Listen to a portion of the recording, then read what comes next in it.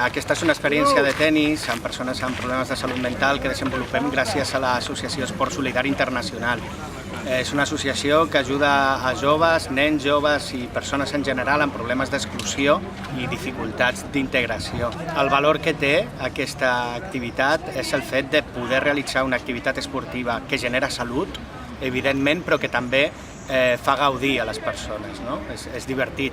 L'esport funciona com un element de salut física, evidentment, però també és un element de salut mental, donat que és un desestressant natural, per dir-ho d'alguna manera, i també és una oportunitat de contacte social, de restablir llaços, de fer amistats, de practicar les habilitats socials i la comunicació amb altres persones. M'agrada molt fer aquesta jornada de tennis perquè és un esport que penso que està molt bé, és molt divertit.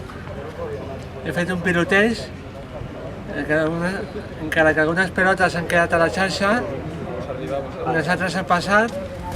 Estic content del piloteig que he fet, m'he passat bé. És que m'he passat bé i m'he divertit, que crec que és important també. I animo a la gent que s'animi a jugar a tennis.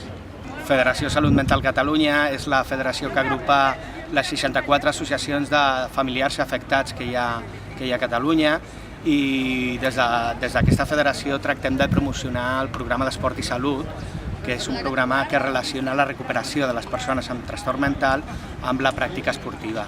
Gràcies a Esport Solidari Internacional hem pogut desenvolupar aquesta iniciativa.